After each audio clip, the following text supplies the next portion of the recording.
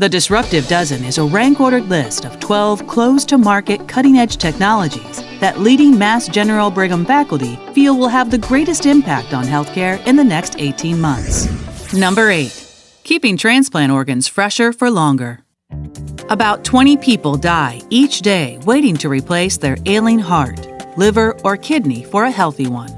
That grim statistic highlights a worldwide shortage in donor organs. While increasing the frequency of organ donation remains an important goal, another approach is now gaining traction. Increase the time that organs can be stored outside the body prior to transplantation. This advance could significantly expand the pool of available donor organs by broadening the time window for clinical teams to grapple with issues such as transplant logistics, safety, and equity. The new approach involves supercooling, dropping the organs to below freezing temperatures while preventing the formation of damaging ice crystals that could harm cells and tissues. By applying this method to human livers, a Boston-based research team showed they could more than double the current preservation time for liver transplantation. Conventional storage methods involve cooling donor livers to temperatures ranging from 4 to 8 degrees Celsius. The organs can be held in this way, stored on ice, and bathed in a special preservation solution for less than 12 hours.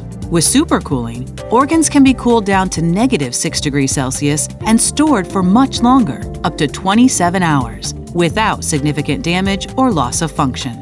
Importantly, this innovation extends the window prior to transplant surgery from mere hours to more than a day. That is long enough for transport anywhere in the U.S. and beyond. We have about 125,000 patients waiting for organ transplantation just in the United States. And one of the big struggles that we face is that there are not enough organs. So there's a discrepancy between the demand and the supply. And also there's a lot of geographical disparities in how the organs are allocated. So the big challenge is that every day about 20 people will die waiting for an organ transplant. And we haven't changed much on the way of how we preserve these organs and how can we optimize and increase the organs that could consider acceptable for transplantation. So for the past 30 years, the technique that we use to preserve organ transplants is exactly the same. We use what they call static cold storage, which means that you take the organ, you flush it out with a solution that has some minerals on it, and we put it on ice until you transplant. The problem with that is that while the organ is on ice, it's suffering a lot of injury. And depending on the time that it takes to remove the organ and transplant to another patient, this organ may be considered unacceptable for transplant. And why an organ is unacceptable? A lot of times because if there's a lot of injury, it can significantly shorten the survival, how long this organ is going to last. And it also can cause a lot of complications after transplantation. So what we face is that the majority of organs have to be transplanted within 12 hours. Kidneys can go up to 24 hours, but we cannot extend the time of the organ outside the body for longer than 24 hours because the risks of having significant injury to the organ are extremely high.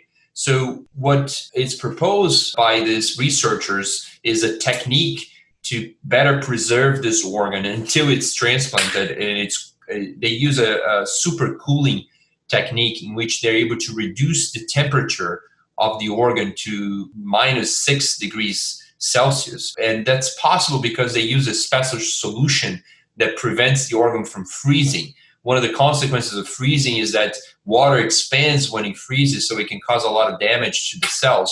So what we are able to see with the technique that was developed is that they're able to freeze this organ at a very cold temperature, lowering the metabolism or how much energy these cells require and preserving this organ for much longer than the 12 hours that are usually used as a break point to transplant an organ or not. So the number of organs that potentially will be discarded and now could be used for transplantation is significantly increased. And not only that, you can use more of these organs, and these organs are also more preserved. And this will impact not only complications after transplant, but also it's going to impact the survival, how long this organ is going to last in the long term. One of the most exciting points of this project is really being able to provide more organ transplants to patients that are in need. And we haven't had much progress since the first kidney transplant was performed here in Boston at Peter Ben Brigham in 1954. So there has been, a huge history of transplantation in Boston involving the Brigham and the Partners healthcare system. And it is extremely gratifying to see that we've been able to come up with strategies to further improve the field and really expand the usability of our organs that may affect, hundreds of thousands of patients, not here only in the US, but around the world.